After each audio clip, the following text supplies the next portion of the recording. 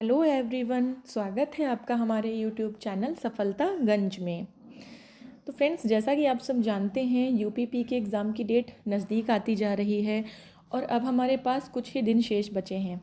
तो अब current affairs का सिलसिला भी स्टार्ट होगा और चूँकि सभी लोग लास्ट में करंट अफेयर्स ज़्यादा फोकस करते हैं, ज़्यादा प्रेफर करते हैं पढ़ने के लिए, ताकि उन्हें ज़्यादा से ज़्यादा याद रह जाए करंट अफेयर्स, क्योंकि बहुत सारी चीज़ें होती हैं और एक ऑलरेडी इतने सारे सब्जेक्ट्स होते हैं आपके दिमाग में, तो करंट अफेयर्स सभी लोग लास्ट मोमेंट पे ज़्यादा प्रेफर करते हैं। तो एक करंट अफेयर की डिटेल वीडियो मैं आपके लिए लेकर आऊँगी। मे बी हो सकता है वो 2 पार्ट में हो, पार्ट 1 एंड पार्ट 2। उसमें मैं आपके 6 महीने के, पिछले 6 महीने के सारे ही करंट अफेयर्स को कवर कराने की कोशिश करूँगी, सो दैट आपको ज़्यादा से ज़्यादा बेनिफिट मिल सके। आज मैं एक छोटा सा टॉपिक लेकर आई हूँ आपके लिए, G20 का। जैसा कि आप सब जानते हैं 2023 में G20 हुआ था और आज हम G20 से रिलेटेड बहुत ही इम्पॉर्टेंट फैक्ट्स को जानेंगे और उन्हें समझेंगे। तो वीडियो को स्टार्ट करने से पहले आपको पता है कि आपको क्या करना है। वीडियो को लाइक करना है, शेयर करना है ज़्यादा से ज़्यादा और चैनल को सब्सक्राइब करना है, सो दैट ऐसे ही बहुत इम्पॉर्टेंट कंटेंट हम आप तक पहुंचाते रहें और आपकी हेल्प करते रहें। ओके, तो चलिए स्टार्ट करते हैं। सबसे पहले तो हम जानेंगे कि G20 होता क्या है। तो G20 इसकी स्थापना, जैसा कि आप देख पा रहे हैं, इसकी स्थापना 1999 में हुई थी। अब 1999 में इसकी स्थापना करने की हमें ज़रूरत क्यों पड़ी? इसलिए क्योंकि जब एशियाई वित्तीय संकट आया तो उसके बाद जो वित्त मंत्री थे, डिफरेंट डिफरेंट कंट्रीज़ के जो इकोनॉमिक मिनिस्टर थे और जो सेंट्रल बैंक जो थे, उनके नियंत्रण के लिए एक वैश्विक आर्थिक और वित्तीय मुद्दों पर चर्चा करने के लिए एक मंच के रूप में G20 की स्थापना की गई। बहुत ही सरल शब्दों में समझें तो G20 एक 20 देशों का ऐसा समूह है जिसमें 20 देश एक साथ आते हैं और वित्तीय और आर्थिक मुद्दों पर चर्चा करते हैं और एक दूसरे को संबोधित करते हैं। इसका उद्देश्य क्या है? इसका उद्देश्य है कि हम वैश्विक आर्थिक और वित्तीय मुद्दों को संबोधित करें और वित्तीय स्थिरता को हम बढ़ावा दें और एक टिकाऊ और एक समावेशी आर्थिक विकास को बढ़ावा दें। यही है G20 का उद्देश्य। तो आप देखिए, कहीं ना कहीं जो पूरा उद्देश्य है G20 का, वो इकोनॉमी से रिलेटेड है। ठीक है, कैसे हम इकोनॉमी को और ज़्यादा इम्प्रूव कर सकते हैं और ज़्यादा बेटर बना सकते हैं, इस दिशा में काम करने के लिए 20 कंट्रीज़ हैं जो एक साथ आई हुई हैं और वो मिलकर एक जगह पर बैठक करती हैं। ठीक है, और इन इम्पॉर्टेंट पॉइंट्स पे डिसीज़न लेते हैं, जो डिसीज़न इकोनॉमी से रिलेटेड होते हैं। सिंपल भाषा में हो गई बात कि G20 होता क्या है। आगे बढ़ते हैं। तो स्थापना हमने देख लिया कि 1999 में हुई थी G20 की। मुख्यालय की बात करें तो इसका एज सच कोई मुख्यालय नहीं है, पर्टिकुलर मुख्यालय नहीं है, इसको हम को नहीं कह सकते कि हेडक्वार्टर है कोई। ठीक है, सदस्य की बात करें, सदस्य मतलब कंट्रीज़, जो देश हैं, सदस्य में देश, तो सदस्य में 19 हमारे देश हैं। जैसे हमारा इंडिया हो गया, जर्मनी हो गया, चाइना हो गया, अर्जेंटीना हो गया, सऊदी अरब हो गया, आगे मैं बताऊंगी। लेकिन ये जो +2 मैंने अलग लिखा हुआ है, ये +2 क्या है? ये +2 हमारे यूनियन है। यूनियन में हमारे 2 यूनियन हैं। एक हमारा है आपका यूरोपियन यूनियन, यूरोपियन, ठीक है, और दूसरा है हमारा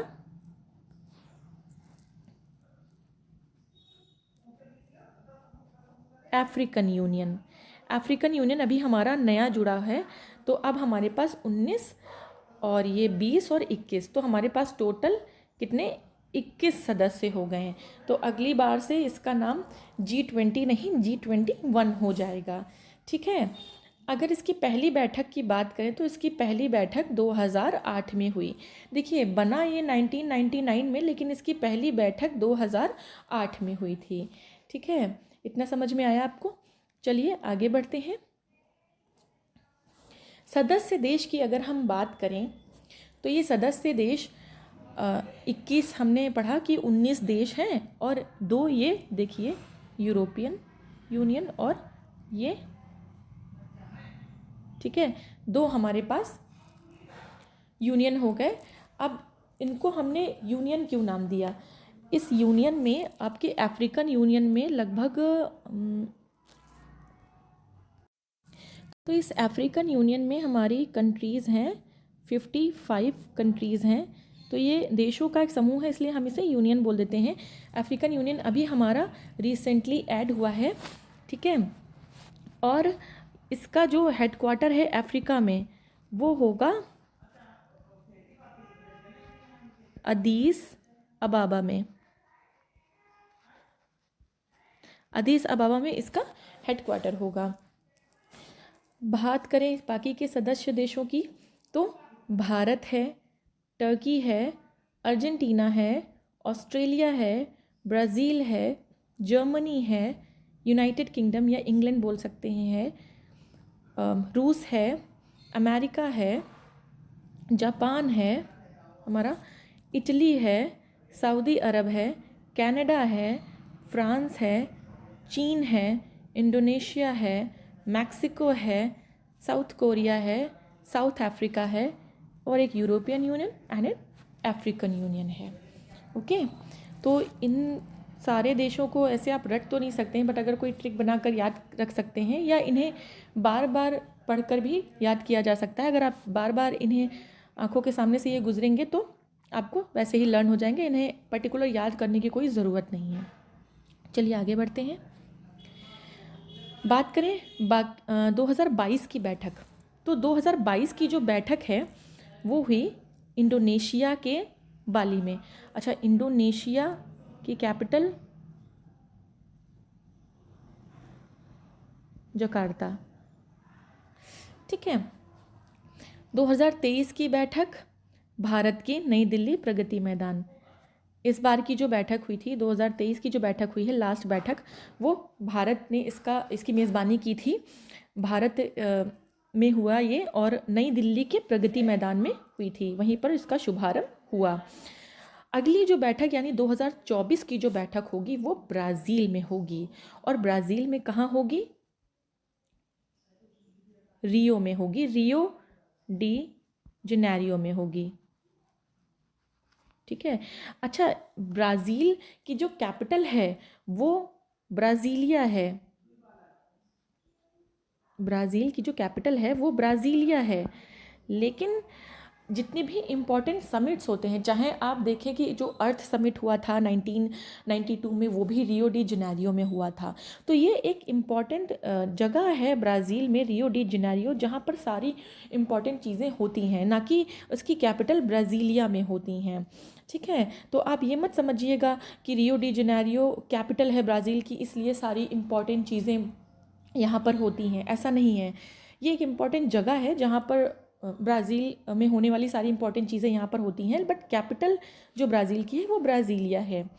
अब इसकी थीम क्या थी? 2023 में जो हमारे यहाँ भारत में बैठक हुई उसकी थीम थी वसुधैव कुटुम्बकम। इंग्लिश में अगर बात करें तो इसका मतलब है one earth, one family, one future. ऐसे करके भी क्वेश्चन आ सकता है कि 2023 में जो G20 समिट हुआ इंडिया में उसकी थीम क्या थी, तो आपको वो इंग्लिश में भी ये कोट कर सकते हैं या हिंदी में भी कोट कर सकते हैं। तो आपको इसलिए दोनों ही भाषाओं में पता होना चाहिए। ओके, G20 का लोगो आप जानते होंगे, हर एक जो संस्था होती है उसका एक लोगो होता है। जैसे हमारे सफलतागंज का भी एक लोगो है, आपको दिखता होगा, जब आप चैनल सब्सक्राइब करेंगे तब आपको वो दिखेगा। वैसे ही G20 का एक लोगो है, जैसे आप देख सकते हैं, ये देखिए, ये जो है ये लोगो है। इस लोगो में आप देख सकते हैं कि ये देखिए पृथ्वी बनी हुई है, पृथ्वी है, प्लस ये देखिए कमल का फूल है, और जो कमल का फूल है वो पिंक कलर का नहीं है, उसमें हमारा केसरिया है, हरा है, और पृथ्वी में हमारा नीला है और सफ़ेद है। ये 4 कलर हैं, और G20 लिखा हुआ है, प्लस ये वसुधैव कुटुंबकम जो हमारी थीम है वो लिखी हुई है। ये इंग्लिश में लिखी हुई है हमारी थीम, 1 अर्थ 1 फैमिली 1 फ्यूचर। और यहाँ पर आप देखिए भारत 2023 और इंडिया, तो भारत हो गया हिंदी यानी देवनागरी लिपि में 2023 लिखा है, और इंडिया इंग्लिश में हो गया है यानी रोमन लिपि में। तो तीनों ही लिपि में कुछ लिखा हुआ है, ठीक है। तो इस तरीके से हमने भाषा की जो महत्वपूर्ण जो इम्पोर्टेंस है वो भी हमने बताई है इस लोगो के थ्रू। वही यहाँ पर लिखा हुआ है कि G20 के लोगों में पृथ्वी है, कमल का फूल है, और इन दोनों में जो कलर है वो केसरिया, सफ़ेद, हरा और नीला है, ठीक है। अब मेहमान के रूप में देश कौन कौन से बुलाए गए, देखिए जो 21 कंट्रीज़ हमने पढ़ी, 19 कंट्रीज़ और 2 यूनियंस, वो तो उसके सदस्य हैं। बट कुछ देश ऐसे भी हैं जो सदस्य तो नहीं हैं, पर इस सम्मेलन में उन्हें एज अ गेस्ट या मेहमान की तरह बुलाया गया। वो कौन कौन से देश हैं? Bangladesh, Egypt, Singapore, Mauritius, Netherlands, Nigeria, Oman, Spain, संयुक्त अरब अमीरात। ये सारे देश सदस्य नहीं हैं, पर इन्हें एज अ गेस्ट या मेहमान के रूप में बुलाया गया। अगली बात करें तो यहाँ पर किस बारे में बात हुई, तो इसमें G20 में वैश्विक जैव ईंधन गठबंधन, ठीक है, जिसे हम कहते हैं ग्लोबल बायोफ्यूल अलायंस, लॉन्च की गई, ठीक है। इसमें वैश्विक जैव ईंधन गठबंधन को लॉन्च किया गया, जिसका उद्देश्य क्या था? जिसका उद्देश्य था, ये रहा उद्देश्य, इसका उद्देश्य था 2070 तक नेट ज़ीरो कार्बन इमिशन, मतलब 2070 तक हमें जो अपना कार्बन जो इमिशन है उसे नेट ज़ीरो करना है, मतलब प्रदूषण को एक तरीके से यहाँ ख़त्म करने की बात हो रही है। ऐसे कोई भी मशीन, ऐसे कोई भी व्हीकल्स, मोटर गाड़ियाँ या कोई भी फैक्ट्री जिसमें जो मशीनें यूज़ होती हैं जिससे कार्बन निकलता है CO2 के फॉर्म में या कार्बन मोनोऑक्साइड के फॉर्म में, उसे हमें रिड्यूस करना है और धीरे धीरे 2070 तक ऐसी मशीनों का आविष्कार करना है या उनको मॉडिफाई करना है जो एग्जिस्टिंग है ऑलरेडी, कि जिनसे कार्बन का इमिशन जो है, कार्बन निकलता है, वो ज़ीरो हो जाए और इस तरीके से हम जो वायु प्रदूषण है उसे कम कर सकें। ये इसका उद्देश्य है। G20 नई दिल्ली लीडर्स डिक्लेरेशन, और एक G20 इसके रिलेशन में एक G20 new Delhi leaders declaration बनाया गया, जिसमें हमने 73 मुद्दे रखे। अब ये 73 मुद्दे इम्पॉर्टेंट नहीं है, ठीक है, इतना डिटेल में नहीं जाना है, बस ये याद रखना है कि अगर क्वेश्चन आ जाए G20 new Delhi leaders declaration में कितने मुद्दों पर बात की गई, तो 73 मुद्दों पर बात की गई। IMEC बहुत बहुत इम्पॉर्टेंट बिल्कुल आ सकता है, India middle east Europe corridor. इन्होंने क्या किया, इंडिया और मिडिल ईस्ट जो है, जैसे ये आप कैसे बताऊँ, इंडिया का मैप है थोड़ा सा, ठीक है, जैसे ये है, तो ये इंडिया है, ये साउथ ईस्ट का है, ये साउथ ईस्ट का पार्ट है, इंडिया का साउथ ईस्ट का पार्ट हो गया, ठीक। अभी जो मिडिल ईस्ट है ये इधर हो जाएगा आपका मिडिल ईस्ट। तो जो मिडिल ईस्ट का पार्ट है उधर से ये कॉरिडोर पानी के थ्रू, क्योंकि यहाँ तो सब समुद्र है ना, तो यहाँ पे पानी के थ्रू एक कॉरिडोर बना रहे हैं, और वो कॉरिडोर इन कंट्रियों से भारत, सऊदी अरब, UAE, इज़राइल, यूरोप, जॉर्डन और USA से होता हुआ USA तक जाएगा। तो ये कॉरिडोर बनाने का मकसद क्या है? ये कॉरिडोर बनाने का मेन मकसद ये है कि हम जो व्यापार है, जो एक्सपोर्ट है, इंपोर्ट एक्सपोर्ट को बढ़ावा दे सकें। तो ये एक बहुत इंपॉर्टेंट डिसीजन है, India middle east Europe corridor. ये भी पूछा जा सकता है कि G20 में इस पर बात की गई, इसमें कौन कौन से कंट्रीज शामिल हैं, ठीक है। चलिए आगे बढ़ते हैं। सबसे इम्पॉर्टेंट जो पार्ट है G20 का, जिससे सबसे ज़्यादा क्वेश्चंस बन सकते हैं, वो है इसकी बैठकें। अब आप ये जान लिए कि हर एक जो टॉपिक है या मुद्दा जिसे कह सकते हैं, जैसे आपको कुछ मुद्दे दिख रहे होंगे, एंटी करप्शन, पहली विकास कार्य समूह की बैठक, इंफ्रास्ट्रक्चर, तो ये एक बैठक नहीं हुई है, हर एक मुद्दे पे कम से कम 3-3 4-4 बैठकें हुई हैं। तो अगर आप सारी बैठकें मिलाएंगे तो मोर देन 150 आपकी बैठकें हो जाएंगी। तो टेक्निकली ये प्रैक्टिकली पॉसिबल नहीं है कि कोई याद रख सके। तो हम इम्पॉर्टेंट बैठकों की बात करेंगे, जिसमें से जो प्रथम बैठकें हैं वो ज़्यादा इम्पॉर्टेंट है। उनमें से भी जो सबसे ज़्यादा इम्पॉर्टेंट बैठकें हैं वो मैं आपके लिए लेकर आई हूँ। इनमें से अगर कुछ बैठकें जो हैं उनकी दूसरी तीसरी भी बैठक इम्पॉर्टेंट है, वो मैं आपको बताती चलूँगी। और कुछ बैठकों की जगह भी बहुत इम्पॉर्टेंट है, दूसरी और तीसरी, वो भी मैं आपको साथ में बताती चलूँगी। चलिए शुरू करते हैं। पहली शेरपा बैठक जो है G20 की, वो उदयपुर में हुई। सबसे इम्पॉर्टेंट इसमें ये है कि पहले शेरपा बनाए कौन गए, तो ये बनाए गए अमिताभ कांत। ये हमारे G20 के शेरपा बने। ठीक है, शेरपा की जो चौथी बैठक है ये भी बहुत इम्पॉर्टेंट है। ये कहाँ हुई, ये हुई नू में। नू कहाँ पे है, नू हरियाणा में है। ठीक है, हरियाणा में है नू। वहाँ पर G20 शेरपा की चौथी बैठक नू में हुई, पहली बैठक उदयपुर में हुई, चौथी बैठक नू हरियाणा में हुई। और हमारे शेरपा कौन है, अमिताभ कांत। ये RBI के गवर्नर भी रह चुके हैं। दूसरी बात करेंगे पहला वित्तीय समावेशन, तो पहला वित्तीय समावेशन कोलकाता में हुआ। तीसरी बैठक की बात करेंगे एंटी करप्शन टॉपिक पे या मुद्दे पे जो बैठक हुई वो गुरुग्राम हरियाणा में हुई। गुरुग्राम हरियाणा में है। पहली विकास कार्य समूह की बैठक मुंबई में हुई। इंफ्रास्ट्रक्चर से रिलेटेड पहली बैठक पुणे मुंबई में हुई। एग्रीकल्चर से रिलेटेड पहली बैठक इंदौर MP में हुई।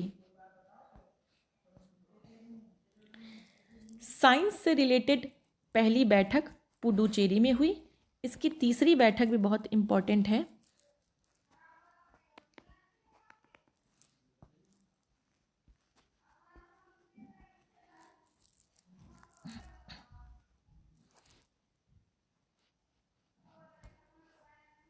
इसकी तीसरी बैठक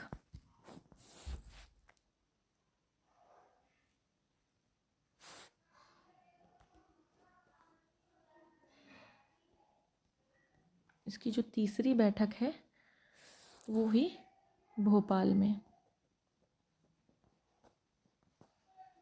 ठीक है, भोपाल में हुई। इन्वायरमेंट से रिलेटेड पहली बैठक हुई हमारी बेंगलुरु में। कल्चर संस्कृति सबसे इम्पॉर्टेंट, स्टार लगा लीजिए इसको, सबसे इम्पॉर्टेंट है ये। कल्चर या संस्कृति की जो बैठक है वो पहली बैठक हुई खजुराहो MP में,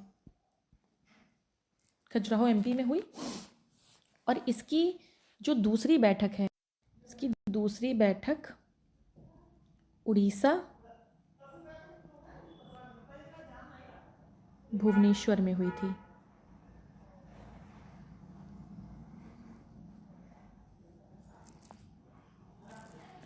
और जो तीसरी बैठक है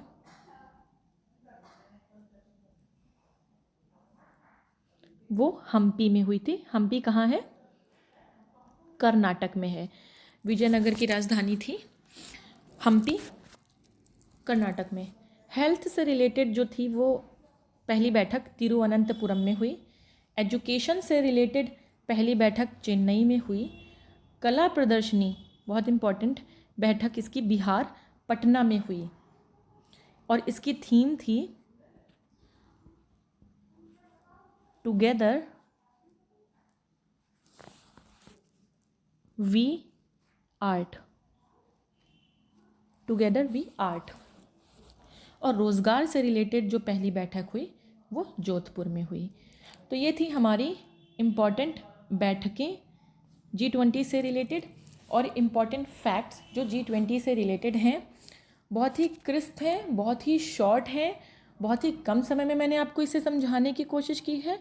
और अगर आपको इसे अच्छे से लर्न करना है तो मैं जैसा कि हमेशा कहती हूँ, जब भी आप वीडियो देखें तो अपना नोटबुक और अपना पेन लेकर बैठें, क्योंकि एक बार वीडियो देख लेने से कुछ नहीं होता है। अगर आप इन सब चीज़ों को अपनी ही लैंग्वेज में शॉर्ट तरीके से लिख लेंगे कहीं, आधे पन्ने का मुश्किल से ये कंटेंट होगा। उस आधे पन्ने में आपका पूरा G20 कवर हो गया। स्थापना कब हुई, सदस्य देश कौन है, इम्पॉर्टेंट बैठकें कहाँ हुई, पहली, दूसरी, तीसरी, बस यही आता है। लोगो क्या है, थीम क्या है। तो अगर आप ज़रा सी मेहनत कर लेंगे तो आपके लिए ही बेनिफिशियल रहेगा, क्योंकि एग्ज़ाम आपका है और आपको ही क्रैक करना है और आपको ही जाकर बैठकर एग्ज़ाम देना है। तो नोटबुक लेकर ज़रूर बैठें और चीज़ों को नोट करें, सो दैट आप लास्ट टाइम पे रिवीजन कर पाएँ। और करंट अफेयर की एक डिटेल वीडियो, जिसमें पॉइंट वाइज में करंट आपको कवर करवाऊंगी पिछले पूरे 6 महीने का, वो मैं जल्द ही लेकर आऊँगी आपके सामने। तब तक के लिए आप पढ़ाई करते रहें, स्वस्थ रहें, मस्त रहें। धन्यवाद।